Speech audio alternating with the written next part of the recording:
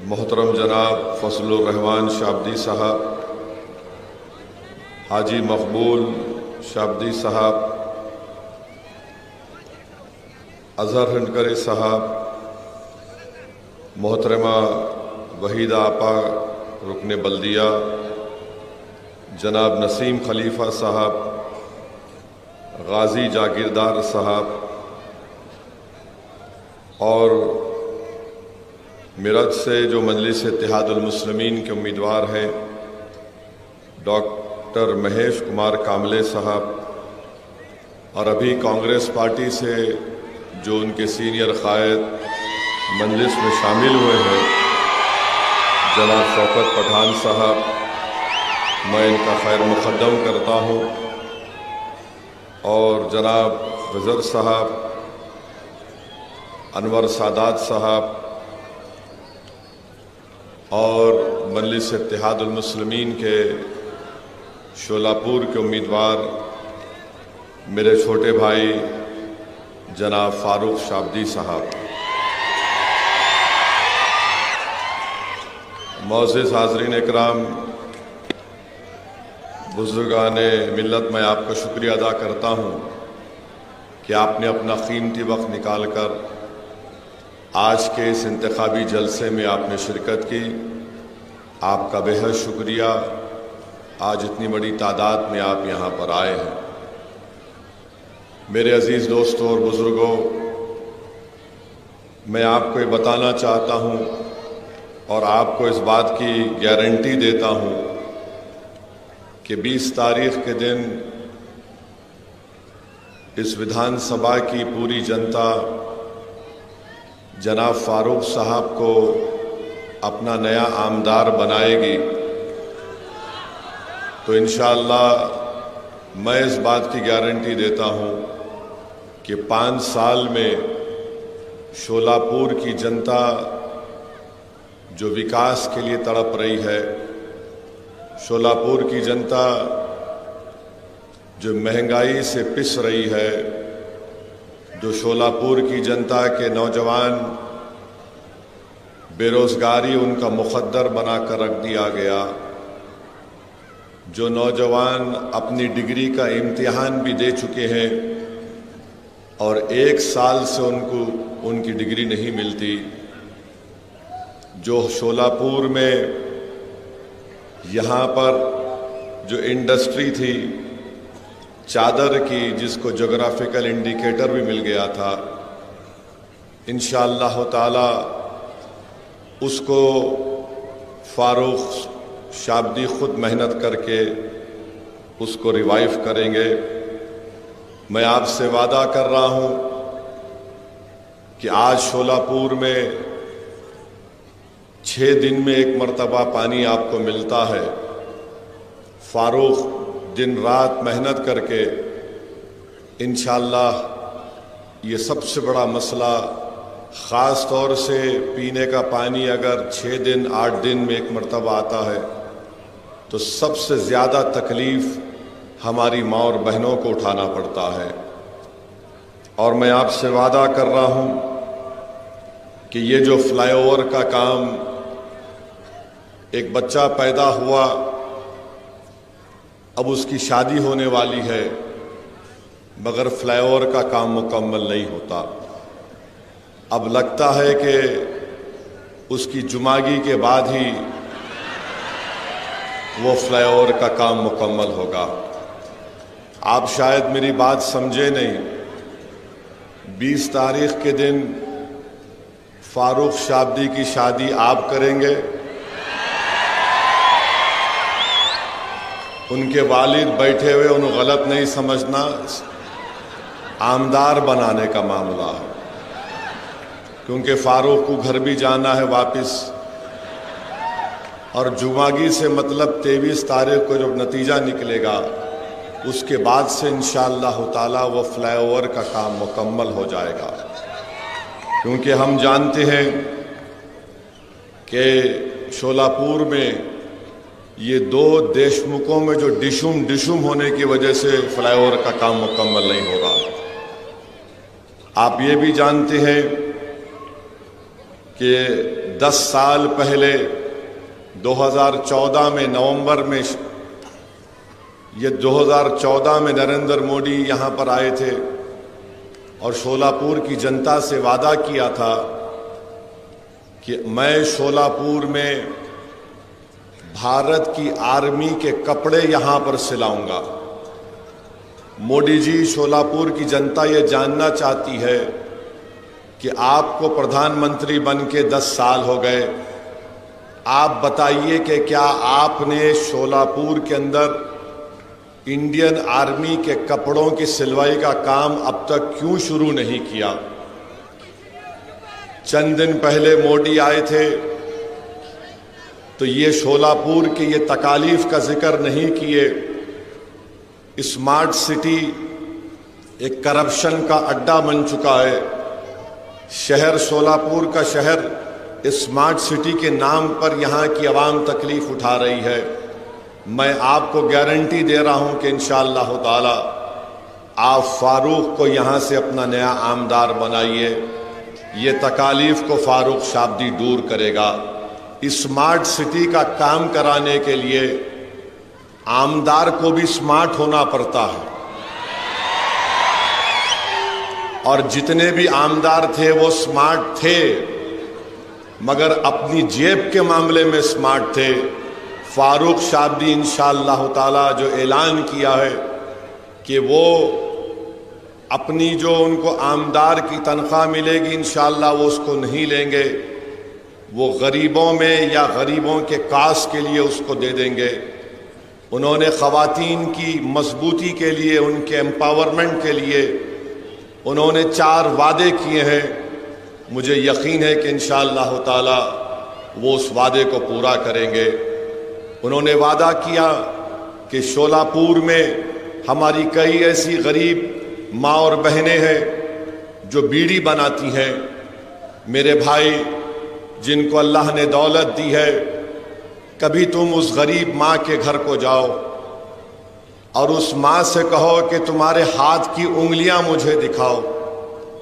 बीड़ी बनाते बनाते उनकी ये उंगलियों की, इनका जो चमड़ी होती है वो निकल जाती है, इनके उंगलियां सफ़ेद पड़ जाते हैं, स्किन की बीमारी उनको शुरू हो जाती है। मैं आपसे वादा कर रहा हूं, गारंटी दे रहा हूं, इन गरीब माओं के लिए जिनकी उंगलियों पर बीड़ी बना बना कर निशान पड़ चुके हैं, फारूक शाब्दी इंशाअल्लाह ताला उन माओं की उन उंगलियों की लाज रखेगा और उनके लिए विधानसभा और हुकूमत से लड़ेगा और टकराएगा उनसे। मेरे अजीज दोस्तों और बुजुर्गों, फिर हम ये भी मानते हैं कि बेरोजगारी यहाँ के नौजवानों का एक बहुत बड़ा मसला बन चुका है। आप देखिए कि एक शिवसेना से 2 शिवसेना हो गए, दोनों को नौकरी मिल गई। एक शरद पवार, एक एनसीपी से 2 एनसीपी हो गए। चिचा का परिवार भी नौकरी पे, भतीजे का भी परिवार नौकरी पे। अब एक कांग्रेस बूढ़ी है, अभी वहां पर भी लगे हुए हैं काम पे। इन 5 बीजेपी है। इन तमाम पार्टियों में ही पूरी नौकरी तकसीम होकर रह गई, मगर शोलापुर की जनता खाली आस लेकर बैठी हुई है कि मेरे मुकद्दर में नौकरी कब आएगी। मैं आपसे वादा कर रहा हूं, फारूक शाब्दी उन नौजवानों की तरक्की के लिए, उन नौजवानों को जो रोजगार के लिए आज तड़प रहे हैं, इंशाअल्लाह फारूक उन नौजवानों के ख्वाबों को पूरा करने की कोशिश करेगा। आईटी पार्क का संगे बुनियाद, फाउंडेशन स्टोन शरद पवार साहब डाल के चले गए, खाली लगा हुआ है, कुछ काम नहीं हुआ आईटी पार्क के ऊपर। अगर आईटी पार्क पर काम होता तो यकीनन बहुत से कंपनीज यहाँ पर आते, शोलापुर के गरीब नौजवानों को कुछ ना कुछ तो रोजगार मिलता। तो ये शोलापुर के बहुत से मसाइल हैं और इंशाअल्लाह ताला मुझे यकीन है कि फारूक शाबदी इन तमाम तकालीफ को आपके दूर फरमाएंगे। पानी का मसला बहुत बड़ा है, बहुत बड़ा पीने के पानी का मसला है। यहाँ पर बीजेपी, नगर पालिका में बीजेपी के पास सत्ता है। अब पिछले 2.5 साल से तो इनकी यूटी की सरकार है, 10 साल से मोदी प्रधानमंत्री हैं। आप बताइए, अगर वो चाहते तो यहां पर पानी का मसला हल कर सकते थे, मगर नहीं किए। मोदी आए थे शोलापुर को, ना आर्मी के यूनिफॉर्म की स्टिचिंग की बात किए, ना ये पीने के पानी के मसले को हल करने की बात किए। मैं शोलापुर की जनता से और ख़ास तौर से इस विधानसभा के सेंट्रल के तमाम वोटर से और ख़ास तौर से हमारी माँ और बहनों से अपील कर रहा हूँ, एक बार आप 20 तारीख को बीजेपी को पानी पिला दीजिए। फारूक आपको हफ्ते में 4 दिन पानी पिलाएगा इंशाअल्लाह। एक बार 20 तारीख के दिन बीजेपी को पानी पिला दो आप। माने पानी पिलाने का मतलब सियासी पानी पिलाना, कहीं जाके बोलेंगे लो पियो। और फारूक के हक में डालिए, उनको मालूम हो जाएगा कि गरीबों को और माँ और बहनों को तकलीफ देने का क्या है। दूसरी बात यह है कि यहाँ यूटी वाले बोल रहे कि हम लाडली बहना में 1500 रुपये दिए, बोल रहे ना, बोल रहे। अब अगाड़ी वाले बोल रहे हम भी ऐसा कर देंगे कुछ। अब आप सुनिए, 1500 अगर किसी के अकाउंट में आ गए, हमारी माँ और बहनें बैठी हुई है, मेरी बात से मुत्तफिक होंगी कि आज जवार जो है, जो 2014 में 30 रुपये था, वो आज 50 रुपये में मिलता है। चावल 40 रुपये मिलता था 2014 में, वो आज 80 रुपये में मिलता है। गेहूं 25 रुपये में था, 50 रुपये हो गया। गुड़ 30 रुपये में था, शोलापुर का रेट बोल रहा हूं 50 रुपये हो गया। शक्कर, मोदी जी चाय बना के प्रधानमंत्री बन गए, अब उनकी चाय तो फ्री में आती, शक्कर भी उनको फ्री मिलती। मगर शोलापुर में शक्कर जो 30 रुपये थी 10 साल पहले, आज 45 रुपये में हो चुकी है। मसूर की दाल जो 50 रुपये में बिकती थी 14 में, आज 90 रुपये में बिक रही है। लाल मिर्ची 100 रुपये में बिकती थी, आज 200 रुपये में बिक रही है। इमली 100 रुपये में कीमत थी 10 साल पहले, आज 500 रुपये में है। बैगन जो 5 रुपये में था 10 साल पहले, आज 25 रुपये हो चुका। हरी मिर्ची 20 रुपये में थी, आज 40 रुपये हो चुकी है। प्याज 20 रुपये थी, आज 50 रुपये में हो चुकी है। आलू 10 रुपये था, आज 50 रुपये हो चुका है। फिर आप आ जाइए पेट्रोल 2014 में जब मोदी प्रधानमंत्री बने 72 रुपीस में था, आज 104 में हो गया। डीजल 55 रुपये में था 10 साल पहले, आज 90 रुपये में हो चुका।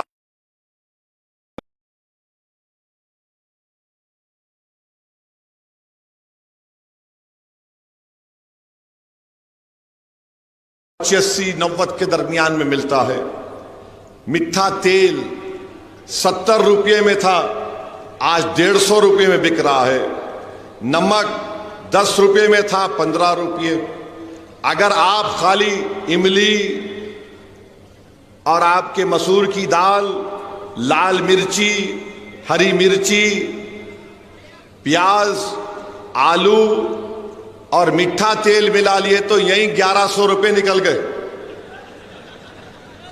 यही 1100 रुपये निकल गए। सिलेंडर खरीदने गए तो उल्टा और 1500 जो रुपये मिले उसमें 300 रुपये डालना पड़ता। तो शिंदे समझ रहे कि हम सबके कान में फूल है। मोदी समझ रहे, अमित शाह बोल रहे लाडली बहना हमारे साथ है।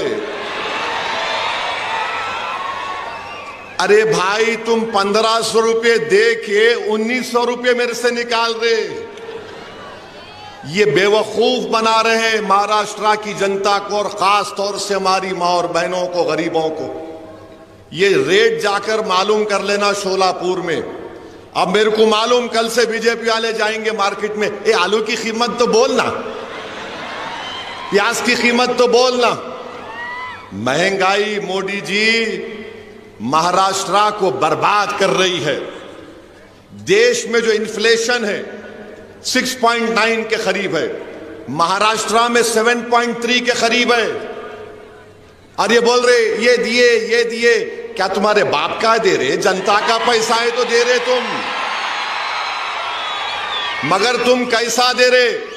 एक हाथ से 1500 डाल रहे और दूसरे हाथ से 1900 रुपये निकाल ले रहे। अब आप बताइए आपको क्या करना है 20 तारीख के दिन? आप क्या करेंगे बताइए?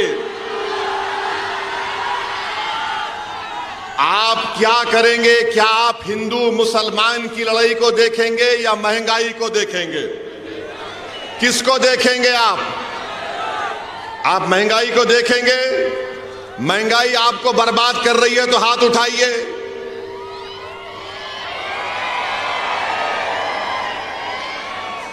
अब आप पीने का पानी किसको रोज चाहिए? हाथ उठाइए। अच्छा, जो नहीं दिया 10 साल से उसको 20 तारीख को पानी पिलाएंगे, हाथ उठाइए। अब बस है, अब ये मेरा मुकदमा मैं कायम कर दिया। अब फैसला आप जज है, आप लोग जज है। मैं फारूक की तरफ से ये आपके सामने ये बात को रख रहा हूं कि क्यों आपको बीजेपी को, शिवसेना दोनों को कांग्रेस को वोट नहीं देना है। दोनों को सत्ता मिली, मगर दोनों ने गारत कर दिया शोलापुर को, बर्बाद कर दिया शोलापुर को। नौजवान रो रहा है, अरे 1 साल हो गया डिग्री का एग्जाम लिख के, एक सर्टिफिकेट नहीं दे सकते तुम लोग? कौन सी सरकार चला रहे हैं ये लोग? और मोदी जी आके क्या बोलते, इस पे नहीं बात करेंगे। शोलापुर में यहां पर जो चद्दर बनाई जाती है, ज्योग्राफिकल इंडिकेटर उसके पास है, जीआई टैग, मगर मोदी जी कभी मन की बात में भी नहीं बोले शोलापुर की चद्दर के बारे में। मोदी जी कभी आप बोल देते, भाइयों बहनों आज मन की बात शोलापुर की चद्दर के ऊपर होगी, मगर नहीं बोले। क्या बोले? आरक्षण के नाम पे बांटा जा रहा है, महंगाई कमर तोड़ रही है, मगर मोदी जी को फिक्र ही नहीं है। यहां पर चादर बनाने की फैक्ट्री खत्म हो गई, मगर मोदी जी माशाल्लाह रोज नए कपड़े पहनते, बहुत टिप टॉप। मगर ये शोलापुर की जनता जो यहां पर इनके हाथों में अल्लाह ने फन दिया, बीजेपी ने उस इंडस्ट्री को तबाह बर्बाद कर दिया। ये शोलापुर की जनता को इस पर फैसला करना है। और मैं बताना चाह रहा हूं, ये मोदी जी ने कहा कि आरक्षण के नाम पर बांटा जा रहा है। अरे मोदी जी, आप मराठाओं को रिजर्वेशन देने का वादा आपने किया था, और मराठाओं को रिजर्वेशन देना पड़ेगा आपको। जरांगे पाटिल आपकी नींद हराम कर चुका है, मुझे मालूम, सबकी नींद हराम कर चुका है। दुबला पतला आदमी है, उसकी समाज ने उसको अपना नेता मान लिया। मैं सलाम करता हूं मराठा समाज को कि मुत्तहदा तौर पर आपने अपने नेता को बना दिया। और हम तायीद करते हैं कि मराठाओं को रिजर्वेशन मिलना चाहिए और झक मराकर देना पड़ेगा, चाहे सरकार किसी की बने। आप फारूक को अपना आमदार बनाइए। फारूक जब विधानसभा जाएगा तो मराठा आरक्षण का डिमांड करेगा, लड़ेगा उसके लिए इंशाअल्लाह ताला। और मेरे भाई और अजीज दोस्तों, बुजुर्गों, मेरी माँ और बहनों, मैं आपसे अर्ज करने आया हूं कि ये जो फारूक से हटकर जो कैंडिडेट खड़े हैं,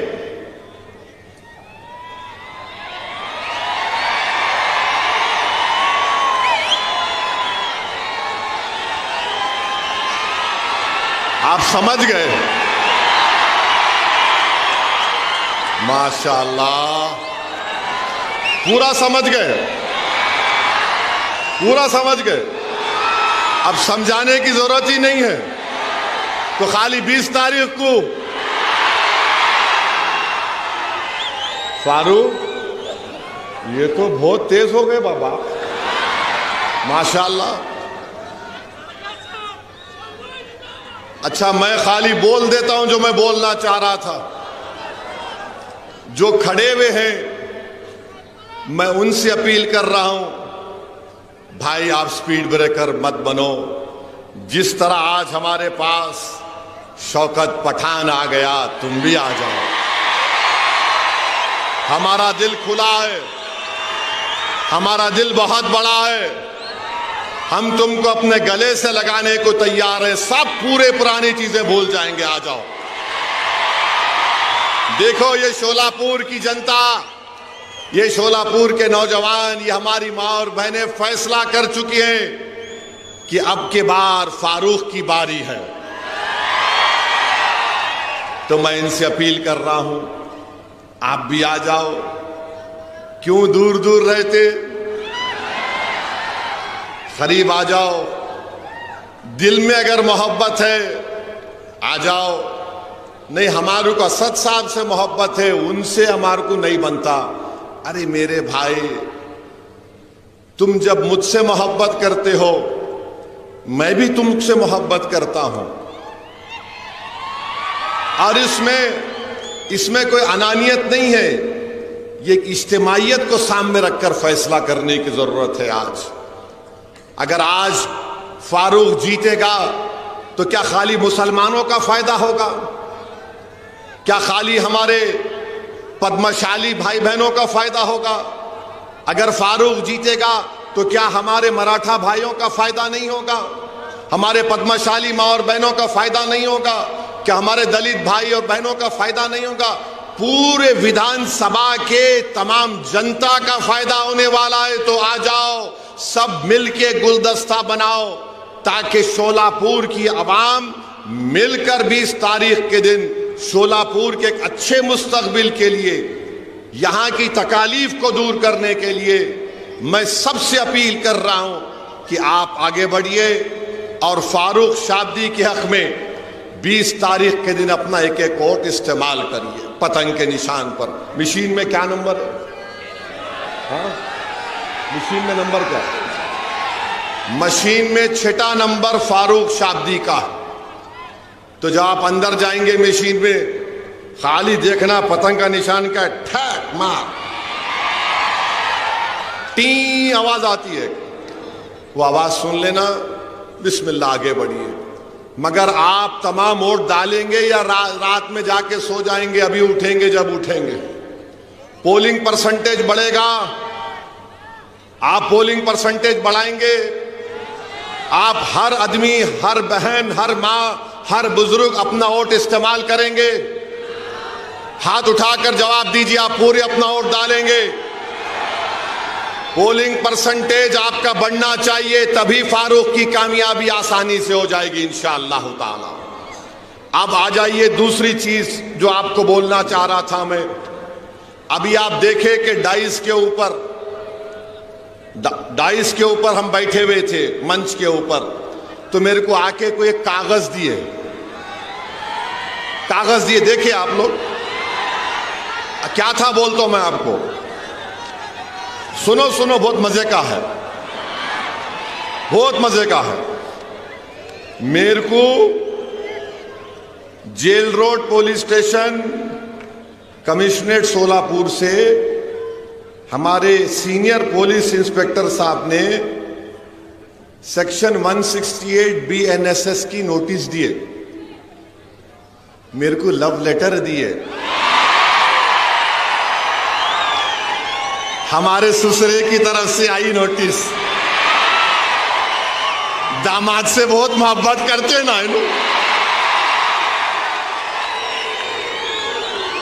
और हम इनके भाईजान हैं। ससुरे भी उन्होंने है, हम उनके भाईजान भी हैं। I love you. अच्छा, यहां इसमें क्या लिखे? इसमें लिखे, अंग्रेजी में बोल रहा हूं, लिटिल लिटिल इंग्लिश आती है मेरे को। उन्होंने लिखे, please take care not to do any act, comment और statement that may hurt the sentiments of other religious people and persons, and also do not violate the model code of conduct implemented in connection with the General Assembly elections 2024.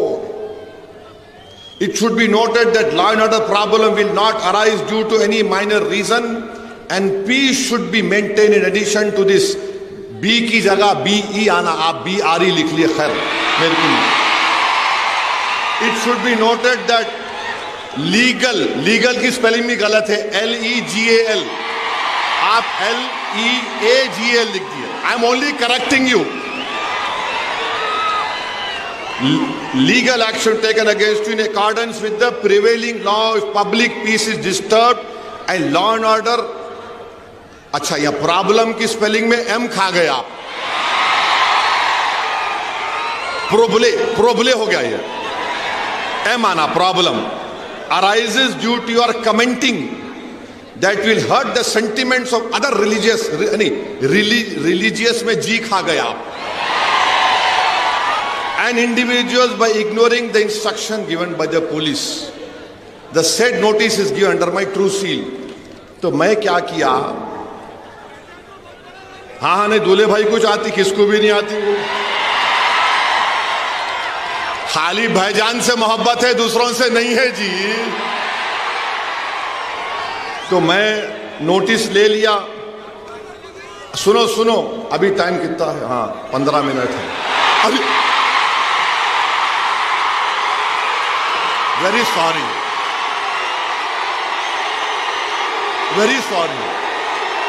9:45, देखो 9:45। अरे तो मैंने लिखा notice में, सुनो आप media वालों, 9:45 घड़ी चेक कर लो तुम्हारी भी। तो मैंने नोटिस में लिखा, फारूक सही बोल रहा ना, ऊपर नीचे तो नहीं हो रहा ना? यू आर हैप्पी, सेटिस्फाइड, माशाल्लाह। अभी मैंने लिखा, रिसीव द नोटिस, माने नोटिस रिसीव कर लिया मैं। अपोज द कंटेंट्स, हाँ बैठो, हाँ अरे बैठो जी, बैठो भाईजान बोल रहे, बैठो। अपोज द कंटेंट्स हैं जो लिखे, हम उसको अपोज करते। Issuing authority has no power to issue notice during the period of model code of conduct. The permission of concerned returning officer of Solapur Central should have been taken। तो मेरे को ये समझ में नहीं आया कि हजरत पुलिस दामाद को लाइटर वैन में दिल पे न खोलो, कोई भी गुर्दे पे लेके रिटर्निंग ऑफिसर परमिशन दिए नहीं मालूम, क्योंकि model of code of conduct जब इंप्लीमेंट होता तो returning officer controls the police, returning officer police को कंट्रोल करता। खैर मेरे को लाके दे दिए, I love them also, no problem. अब आप सुनो, यहां पर हम क्या लिखे, हम ये अंग्रेजी में पढ़ रहे फिर तर्जुमा करते। I have address more than 15 election meetings इस जनरल इलेक्शन में and abided by the MCC। माने मैंने इस इलेक्शन में 15 इलेक्शन इंतखाबी जलसों से खिताब किया और MCC को अबाइड किया। फिर मैंने लिखा, it is surprising that the notice has not been issued to the prime minister Narendra Modi. Modi को नोटिस नहीं दिए, ओवैसी को दिए। 3 दिन पहले मोदी आए थे, मोदी को देना था ना, देना था नहीं देना था? उनको नहीं दिए, ओवैसी को दिए, क्योंकि मैं सन इन लॉ हूं, क्या हूं नहीं मालूम। In lighter vein, don't take it seriously. अब ये आप बताइए, ये क्या है? जहां मैं चले जाता हूं महाराष्ट्र में, आपसे मोहब्बत का इसका खत लेकर आए हैं हम, आइए। तो मैं भी उनको दिल में देख के बोला, वाह मेरी महबूबा आ रही है, वाह तेरा ही इंतजार था। ये कैकू करते रहे भाई मेरे पीछे, मैं बोलता ही नहीं था ये सब चीज़ें। अच्छा अब आप मेरे को बोलो, वो एक छोटा बच्चा है, नहीं मेरे स्टैंडर्ड से बोल रहा हूं, मेरी गलती नहीं है, मैं लंबा हूं तो हमारे अब्बा की गलती है। तो उन्होंने बोल रहे मैं मस्जिद में घुस के मारता हूं। मेरे को समझ में नहीं आया कि ये 168B एंड SS की नोटिस उसको नहीं दिए, नहीं दिए ना, नहीं दिए, उसको दिए ही नहीं। उन्हें बोले जा रहा, जो बके जा रहा। अच्छा क्या करे, खाली FIR कर लिए। अरे उसको लेके भिजाते दुबई को अंदर, अरे दुबई से मुराद जेल को भिजाते नहीं। अब वो डिप्टी CM फडणवीस बोले, क्या बोले? और जिहाद, धर्म युद्ध। ये धर्म युद्ध है इलेक्शन, ये और जिहाद है इलेक्शन। बाबा साहिब अंबेडकर ने संविधान बनाया, तो बाबा साहिब ने संविधान कब बनाया? जिस जमाने में दलित लोग अगर जमीन पर चलते थे तो उनके कमर के सामने झाड़ू होती थी और गले में एक वो होता था घड़े के जैसा कि अगर थूकना भी है तो उसमें थूको, और जिस जमीन पर तुम चलते हो उसको झाड़ू दो, क्योंकि तुम्हारे पैर इस काबिल नहीं है कि तुम जमीन पर चलो। तो बाबा साहिब ने कहा कि कोई बड़ा नहीं, कोई छोटा नहीं, ओवैसी, फडणवीस, दलित सब बराबर होंगे। और बाबा साहिब ने संविधान में हम सबको इंसान कहा। All human beings are equal in the eye of the law. और बाबा साहिब ने क्या लिखा संविधान में? लिबर्टी, आजादी, जस्टिस, इंसाफ, फ्रेटर्निटी, भाईचारगी, इसको हमको हासिल करना है। मैं हमारे दलित भाइयों को पैगाम दे रहा हूं आज शोलापुर से कि आओ बाबा साहेब अंबेडकर के उन ख्वाबों को पूरा करेंगे। लिबर्टी, जस्टिस, इक्वालिटी, फ्रेटर्निटी को हासिल करेंगे। आपकी तकलीफ असदुद्दीन ओवैसी की तकलीफ है, आपके इंसाफ की लड़ाई हमारे इंसाफ की लड़ाई होगी।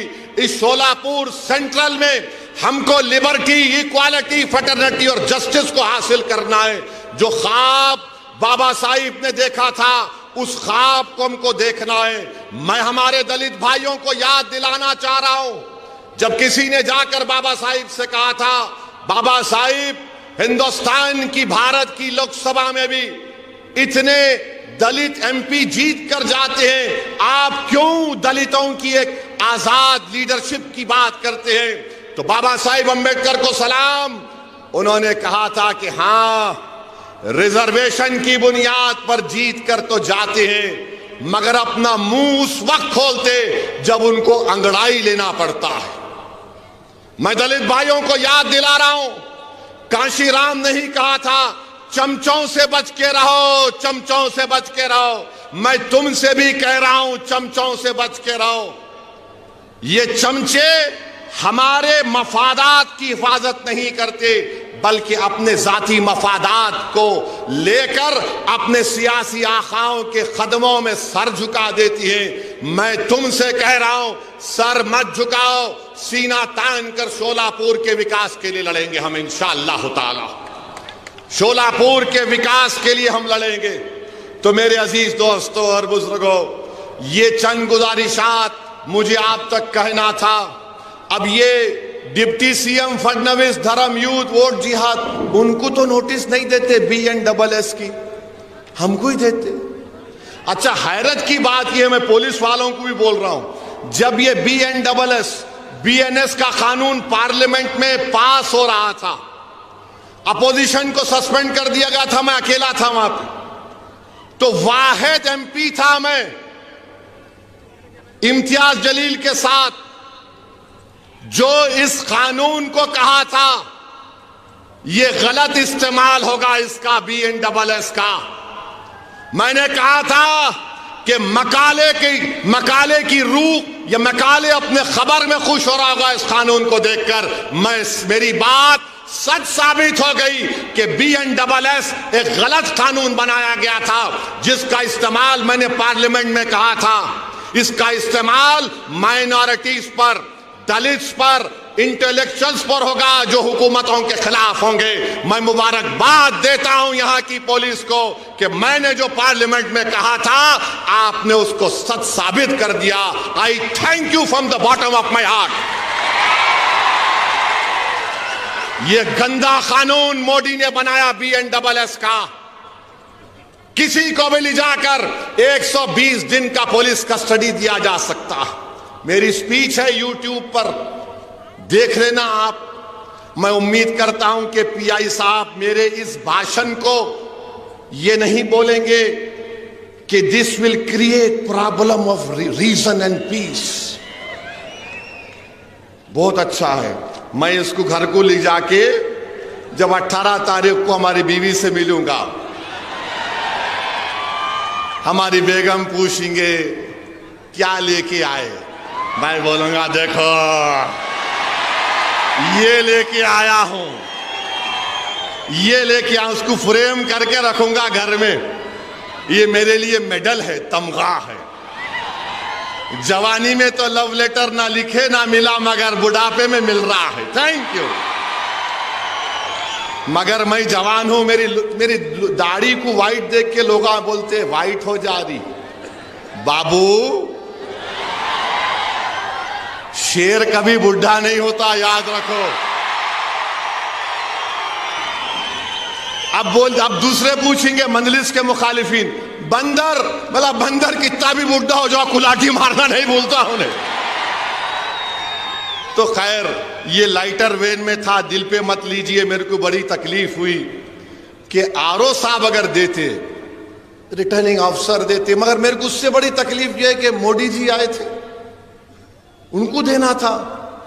उन्होंने नहीं बोले ए सेफ है, एक है तो सेफ है। किसका मतलब उसका? किसको बोल रहे थे मोदी जी एक है तो सेफ है? उनको नोटिस नहीं दिए, मगर दूल्हे भाई को दे दिए। तो खैर आपको अब यकीन तो हो गया ना कि नोटिस किसको मिलती? बोलने वाले को मिलती। इतना बड़ा जुलूस इम्तियाज जलील निकाले औरंगाबाद से मुंबई तक, 10,000 गाड़ियां थीं, एक पत्थर नहीं मारे किसी के ऊपर। रसूलुल्लाह सल्लल्लाहु अलैहि वसल्लम के शान में जिसने गुस्ताखी करने की कोशिश की, कोई गुस्ताखी नहीं कर सकता जिसके लिए जमीन और आसमान बनाया गया। अरे एक नापाक इंसान गुस्ताखी कर सकता है आका की शान में? अगर कोई आसमान की तरफ देखकर थूकेगा तो थूक उसके मुंह पे गिरता आके। मगर कोई गड़बड़ नहीं हुई। मगर एक बात मालूम हुई, इम्तियाज जलील ने MP का इलेक्शन सबने मिलकर हरा दिया उसको, मगर इम्तियाज जलील ने अपनी गुलामी का सबूत दिया और बताया कि मैं आका के गुलामों का गुलाम हूं। मैं शुक्रगुजार हूं फारूक शाब्दी के वालिद का कि उन्होंने ऐसे होनहार और एक गयूर बेटे को पैदा किया, तरबियत दी। यहां पर फारूक शाब्दी ने हर मसले के ऊपर एहतजाज किया, आपने उसका साथ दिया, मैं आपका शुक्रगुजार हूं। कोई भी मसला निकले फारूक शाब्दी आगे आया। कोविड का मसला था, फारूक शाब्दी आगे बढ़कर गरीबों की मदद किया, मजहब को नहीं देखा। पढ़ाने का स्कॉलरशिप का मसला आया, फारूक शाब्दी ने ये नहीं देखा कि कौन किस समुदाय का है।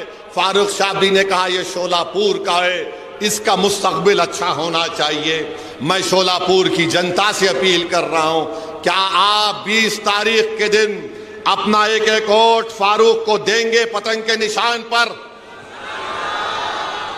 आवाज जरा दम अंदर से निकालो जी। नहीं नहीं नहीं, मोदी जा कहीं भी उनको आवाज आना।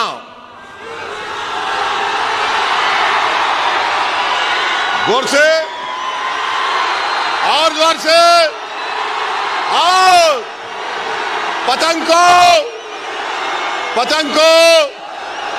अब, और अभी 2 मिनट बाकी है। देखो फिर बोल रहा हूं मैं, महंगाई के खिलाफ वोट देंगे आप लोग, महंगाई के खिलाफ वोट देंगे आप लोग, महंगाई के खिलाफ आप किसको वोट देंगे? फारूक को देंगे या बीजेपी को वोट देंगे? महंगाई के जिम्मेदार मोदी है नहीं है बताओ? महंगाई के जिम्मेदार शिंदे और फडणवीस है नहीं बताओ? है तो फिर क्या करेंगे? आप अपने वोट का सौदा तो नहीं करेंगे तो 20 तारीख के दिन क्या नजर आएगा शोलापुर के फिजाओं में? शोलापुर के घरों के ऊपर क्या नजर आएगा? पतंग नजर आएगी ना? तो अपना एक्शन क्या होगा उस दिन? ये बहुत बहुत शुक्रिया। अस्सलाम वालेकुम। 1 मिनट पहले खत्म कर दिया सर, गलती तो नहीं किया ना?